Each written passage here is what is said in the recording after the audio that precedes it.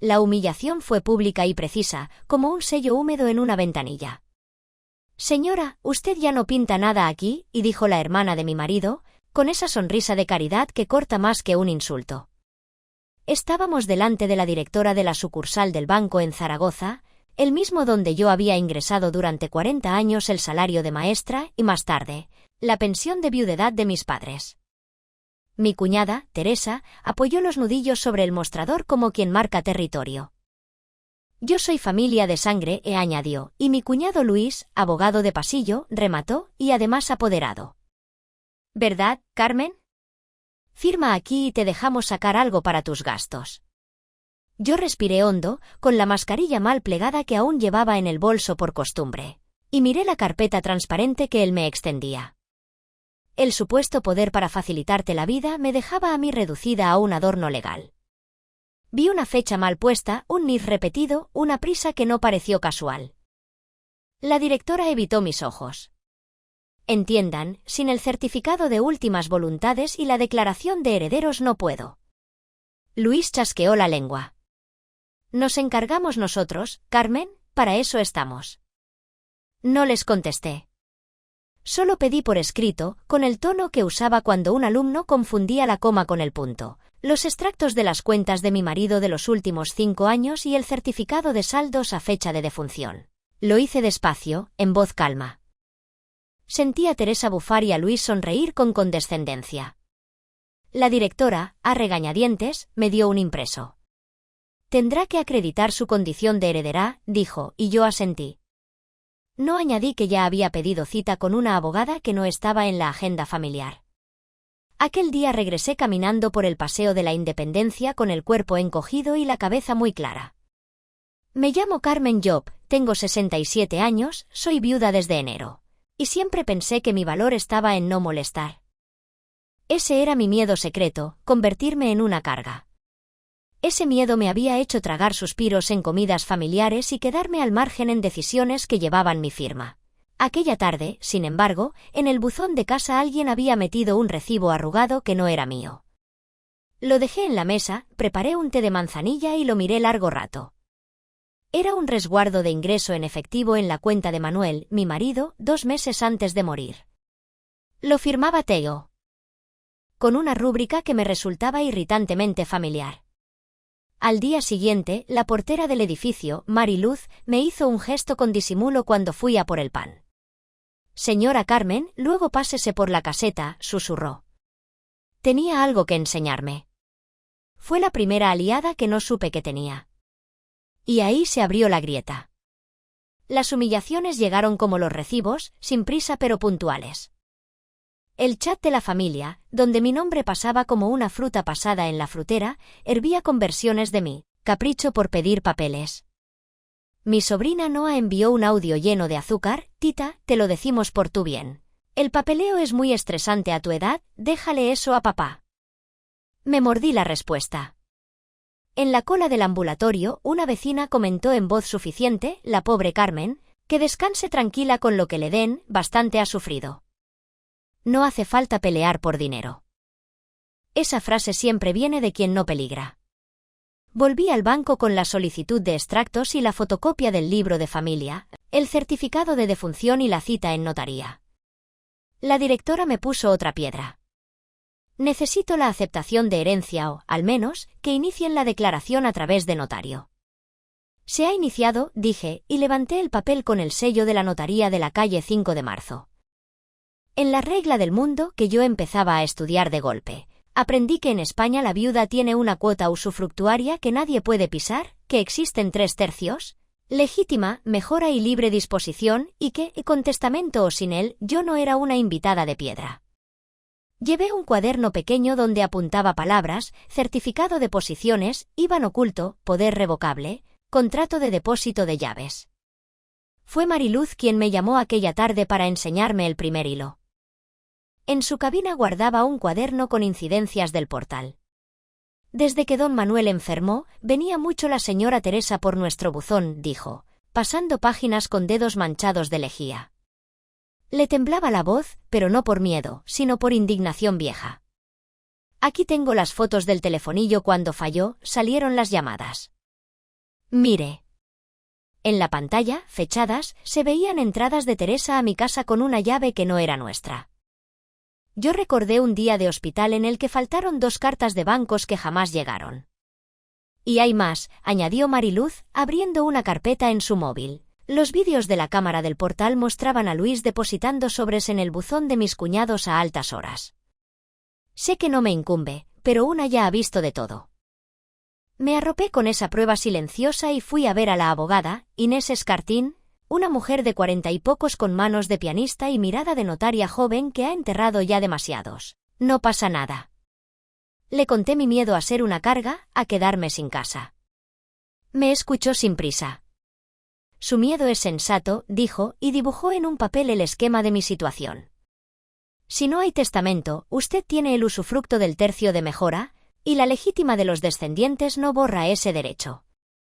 Si lo hay, casi seguro la nombra usufructuaria universal. Para cualquiera de las 2 cosas, el banco debe emitir certificados de saldo, y si hay poderes, esos poderes mueren con el poder dante. Todo lo que se haga después de la fecha de defunción es nulo. Me miró a los ojos. Pida no solo extractos, pida los ingresos en efectivo, pida quién los hizo. Y si le niegan el acceso, pedimos medidas cautelares. En la comida del domingo, sí, fui, Teresa colocó las fuentes como en un teatro, con la cocinera ecuatoriana moviéndose detrás como un fantasma. Carmen, hemos pensado que lo mejor es que te vengas unas semanas a casa de Noah. Está fuera por trabajo y así no estás sola tantas horas. Sus palabras olían a colonia fresca, una trampa aséptica. Luis sonrió con diente brillante, y así firmamos lo del poder sin que tengas que ir de aquí para allá. Me serví un poco de vino y dije que sí. Resbaló un silencio, mitad sorpresa, mitad triunfo mal calibrado. Un sí que en mi cuaderno titulé Aceptar ser carga. Porque en Aragón hay una cosa, si te empadronas y convives, se revela la verdad del cuidado real, pero también se desnuda quien atiende y quien administra. Esa misma tarde llegó una carta del banco, se deniega, por ahora, la entrega de extractos. Al pie, una firma en bolígrafo azul, la de la directora. Y un postdata manuscrito, pásese a hablarlo. Era un regalo envenenado. Me tembló el pulso, pero no la voz. Por la noche, en casa de Noah, un piso de alquiler con plantas tristes y vistas a un patio, tomé la decisión que mi miedo posponía. Esto no continúa. Organicé mis pruebas sobre la mesa, el resguardo arrugado con las iniciales TO. Las capturas de la cámara que me dio Mariluz, el audio de mi cuñado ofreciendo el poder, la carta del banco. Llamé a Inés. Necesitamos un requerimiento notarial y solicitar al juez una medida de aseguramiento de pruebas, dijo, ya sin voz de pianista, sino de martillo fino. Y una solicitud formal a la Agencia Tributaria de los movimientos con ingresos en efectivo que superen los límites de prevención de blanqueo. Si hay depósitos repetidos, saltará. A la mañana siguiente me cité con la directora. Me recibió con un café de máquina y una paciencia ensayada. Mire, señora Job, estos procedimientos son muy largos, usted no querrá pasarlo mal. Solo quiero mis extractos y mi certificado de saldos. Los tendrá cuando el notario nos mande la aceptación. Cuando se inclinó para coger un papel, la vi escribir una cifra en un post-it, 83.400. Lo pegó en la pantalla y luego, al darse cuenta, lo retiró. No dijo nada, pero yo le sostuve la mirada. ¿Sabe? Yo llevaba la economía de mi casa, dije. Me suenan los números. 83.400 en ingresos en efectivo desde 2021. Trago seco. No puedo. No le pido que me diga quién. Le pido que cumpla. No me lo dijo, pero su silencio fue un permiso. Salí con un informe provisional, constaban ingresos en ventanilla por importes redondos, a veces a última hora. Volví al piso de Noah con pan y silencio. Ella me acogió con distancia, pero sin maldad. A los 2 días, sin embargo, desapareció de la mesa el resguardo arrugado de Teo. No lo había guardado en la carpeta con el resto, confiada. Sentí un nudo antiguo en el estómago. Busqué por todos lados. Noah me miró desde la puerta. ¿Pasa algo, Tita? Nada, dije, y aprendí otra lección. En la guerra de los papeles, la confianza también se archiva. Esa misma tarde, de puro cansancio, acepté lo que nunca habría aceptado, que Luis me acompañara a la notaría, para agilizar mi debilidad invertida. Entramos, él saludó como en casa, y la oficial leyó el borrador de un poder limitado para trámites. Inés se acercó en silencio, con un abrigo de paño que la hacía parecer una estatua joven. Perdón, dijo, ese poder incluye disposición sobre cuentas. ¿Lo ve aquí? Luis carraspeó. Es un modelo estándar. Inés sonrió sin sonreír. No en mi despacho. Se hizo un silencio frío. Luis pidió un minuto fuera. Cuando regresó, ya no quiso firmar nada. En la puerta me susurró, te estás metiendo en un lío, Carmen. Fue la primera vez que le vi miedo. Al volver al piso, Mariluz me envió un mensaje, mañana puedo pasar. Tengo algo más. Mariluz trajo un sobre con una nota del administrador de la comunidad, que desde hacía meses alguien recogía mis notificaciones de la Junta para no molestarla. Firmaba Teresa. Y un pendrive. Había rescatado el audio de un día en que la puerta de cristal se quedó abierta. Se oía a Teresa quejarse por teléfono de tener que estar ingresando dinero como si fuera un cajero, que para eso está la vieja. La notaría remitió el requerimiento al banco y al día siguiente, Inés presentó la demanda de entrega de documentación y, en paralelo, la solicitud de la declaración de herederos ab intestato, porque mi marido, muy de dejarlo todo ya lo haremos, no había firmado testamento. Había, sin embargo, un documento notarial olvidado, un mandato de administración por el que Luis, aun en vida de Manuel, había gestionado un depósito a plazo con firma indistinta. Esa fue la inconsistencia financiera que rompió su pose de benefactor. La vista se celebró un jueves en el juzgado de primera instancia de la Plaza del Pilar. Banco, familia y yo, cada uno con su silencio. En el pasillo, los primos miraban al suelo, los vecinos alzaban cejas. Me temblaban las manos al sacar mi cuaderno. En la sala, el juez, joven, con el cansancio de los que leen demasiado desorden, pidió orden, primero, la acción de exhibición de documentos bancarios, luego, las medidas sobre la herencia. Inés expuso como si barriendo migas de una mesa, clara, sin adjetivos.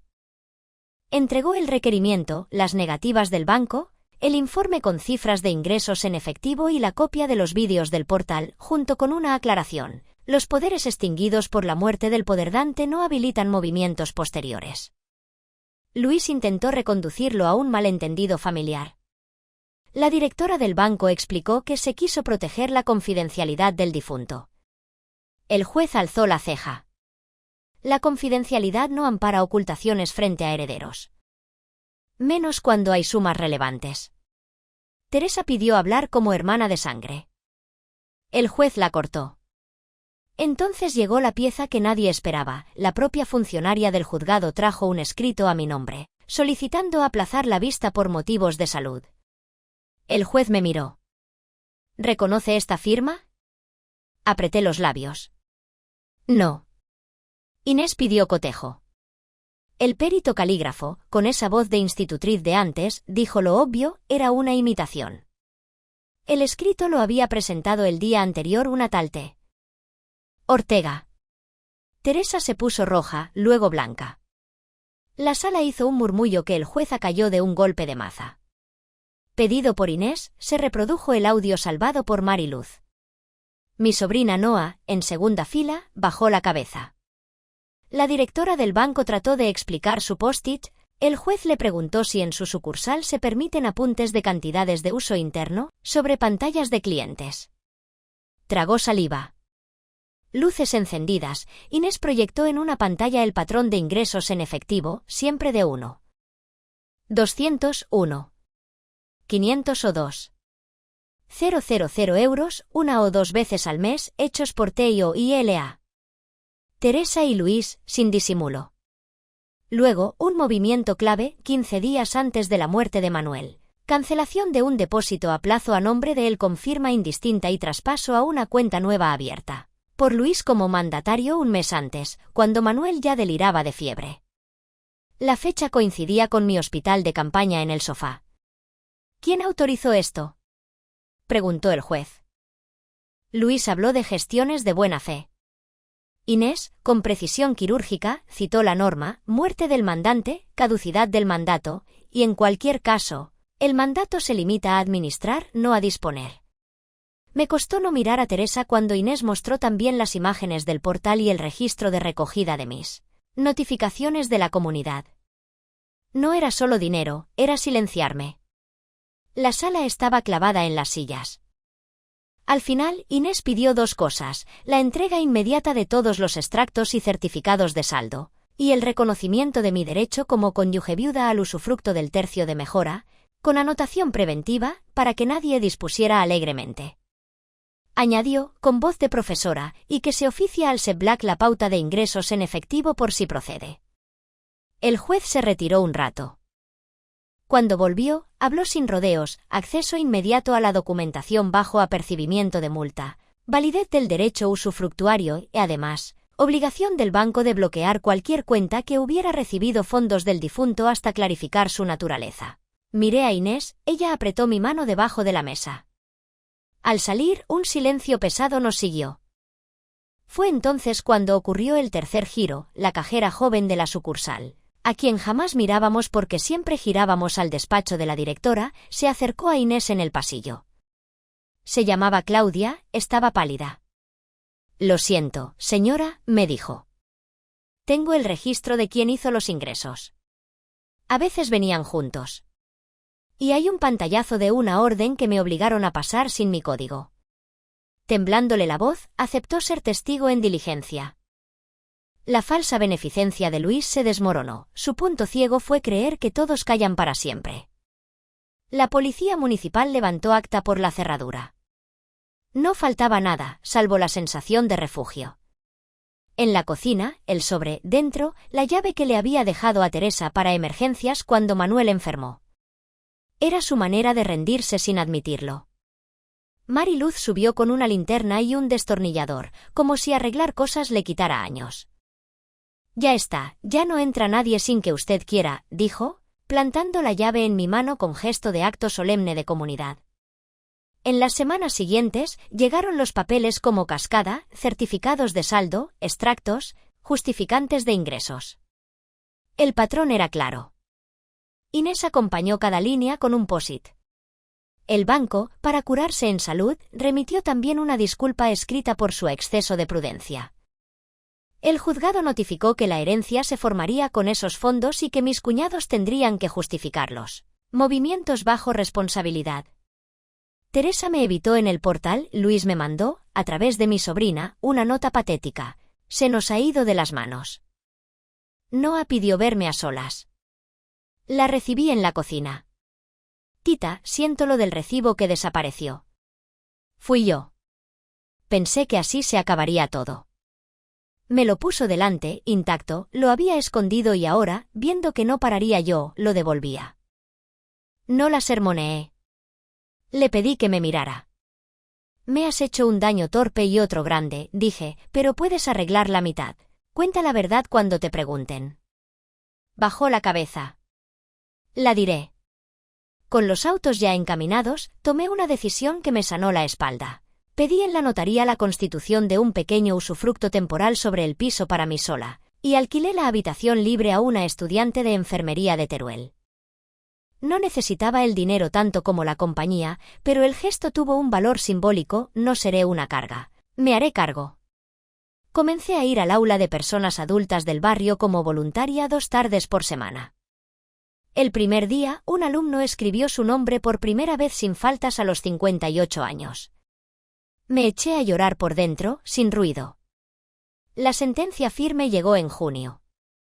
Reconocía mi usufructo, ordenaba integrar los depósitos ocultos en la masa hereditaria y, lo más importante para mí, obligaba al banco a facilitarme acceso telemático a las cuentas, ya sin custodios de sobremesa. Los vecinos, que antes susurraban, ahora me saludaban con normalidad. El panadero me guardaba pan del día aunque llegase tarde. Mari Luz presumía de haber ayudado a desenredar un cisco de herencia en las reuniones de escalera. A Inés le llevé flores de mercado, me dijo, entre risas, que prefería migas con uva. Se las hice. De Teresa supe por terceros que cambió de sucursal y de corte de pelo. De Luis, que recibió una amonestación del Colegio de Abogados por confundir su condición de familiar con la de representante. No hubo venganza ruidosa. La mía fue intelectual y lenta, párrafos, sellos, firmas y la mirada limpia de quien ya no pide permiso para existir. Nunca más una carpeta transparente con goteras. ¿La lección? Que a veces hay que aceptar, por un rato, la etiqueta de carga, para obligar al otro a asumir su responsabilidad, que el falso benefactor se delata a sí mismo cuando le pides cuentas con papeles, que las alianzas reales, una portera, una cajera, una abogada, sostienen más que los apellidos. Y que el miedo a molestar se cura el día que uno decide molestar lo justo para que vuelvan a contarte. La tarde que me dieron las llaves nuevas, Mari Luz me pidió que probara la cerradura. Hizo clic suave, como si me dijera bienvenida a casa. Me quedé un momento en el recibidor, escuchando el ruido del patio, los cubiertos de la vecina del tercero, un grito divertido de un niño que lanzaba un balón. Puse el sobre con mi llave antigua en el fondo de un cajón y me serví un vaso de agua fresca. No quise pensar en Teresa ni en Luis. Pensé en mi clase del jueves y en el primer paseo que haría en septiembre por el canal con las hojas secas. Y me sonreí preguntándome, con una calma nueva, ¿a quién le prestaré yo ahora, sin miedo, la llave de mi casa?